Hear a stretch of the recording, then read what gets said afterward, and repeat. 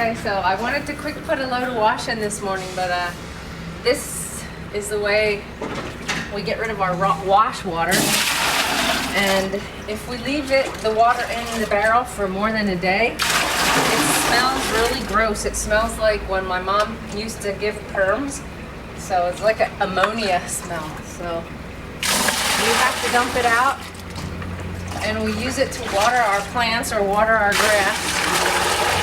And then when I do a load of wash, I just put my hose in there, and that takes care of it. But it's not always a very quick thing. We came to Santa Cruz December of 1994. Weren't sure what we were going to do, where we were going to live or anything, but we just felt like God was calling us to come to Bolivia and do something for Him. And so we came and brought 2 children. Hannah was 5 and Danny was almost 3. We were going to stay for 6 years or 8 years, right? And now we've been here almost 19 years. We found a house in this neighborhood, and there was no church in this neighborhood, so we decided to start a church here. Started with a group of children that met on this porch every Saturday afternoon, and gradually, after many years, it turned into a church.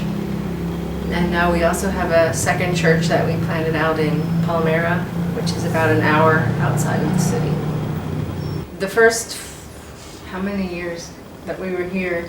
4 or 6. 4 or 5, 6 years. We met on our porch and under our carport for church.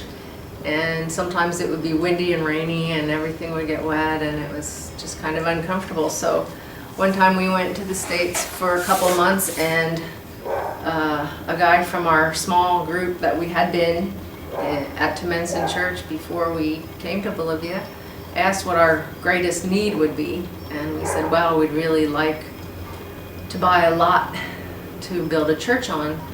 But at that point it was around $10,000 for a lot. And so he called us back a couple days later and he said, I've been talking with somebody else, and we have an idea of how you can get a lot. No, first come this cook Bolivian food. Yeah, he asked if we would cook Bolivian food for 100 people and charge $100 a plate. Yeah. And Ponce was kind of shocked with that. He said, no, that's too much. We don't want to charge that much money. But he explained to us that if somebody really wants to support us, they're going to pay that much to support us and not just for the food.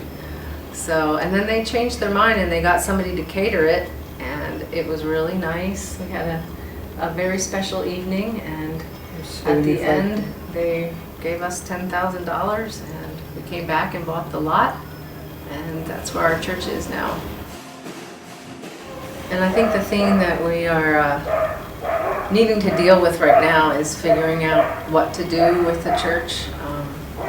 The government is making more laws, and we need to register the church, but to register your church, the pastor has to have a university degree, which Ponce doesn't have, and most pastors in Bolivia do not have. So we're trying to figure out how we can do what's legally required of us and still keep the church going. So we need a lot of prayers for wisdom for that.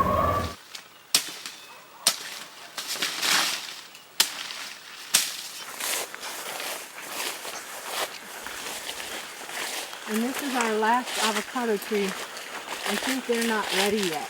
Okay.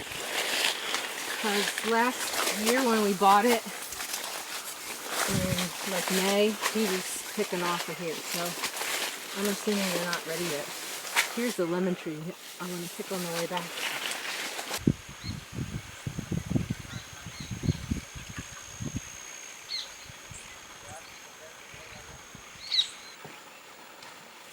Plant this seed.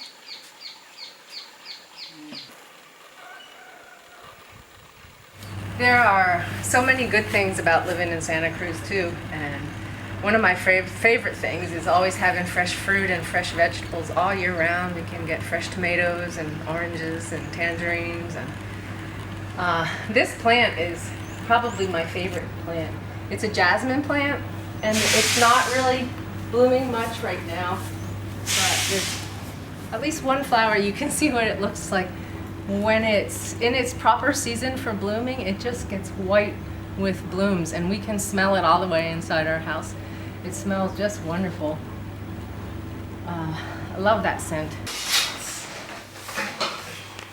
The showers we have too are these little things that they're actually called widowmakers. Some people call them widowmakers because you can get electrocuted, I think, by using them. But we've really tried to ground ours very well, and I think it's safe. But if you want a hot water to come out, you have to flip this thing that way. And if you want cold water, then you flip it that way.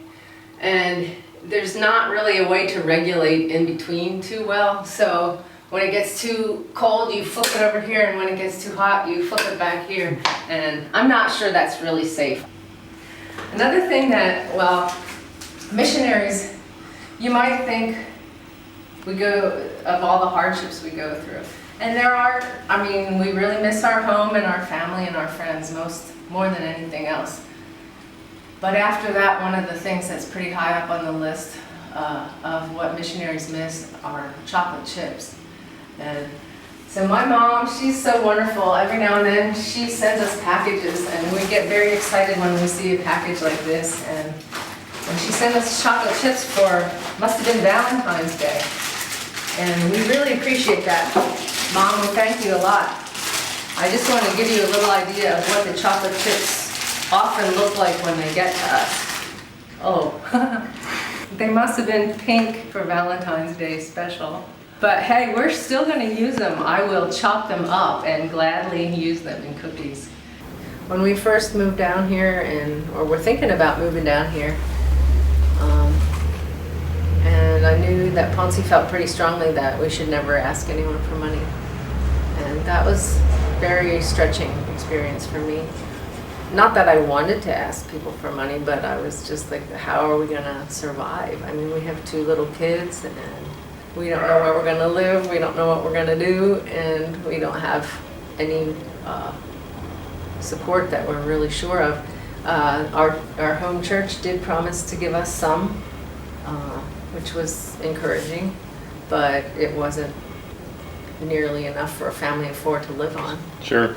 So it's been so amazing just to see how God has provided, and have never really felt need. Just seeing the situations that so many people are living in is really hard.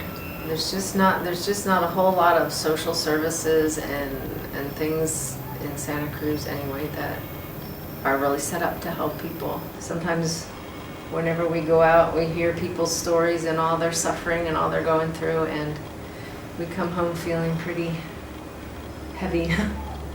So Yeah. we feel kind of frustrated. Like maybe what we're doing is a drop in the bucket, but hopefully that drop is important anyway. But we know that God is the answer for them, and so we want to keep sharing that.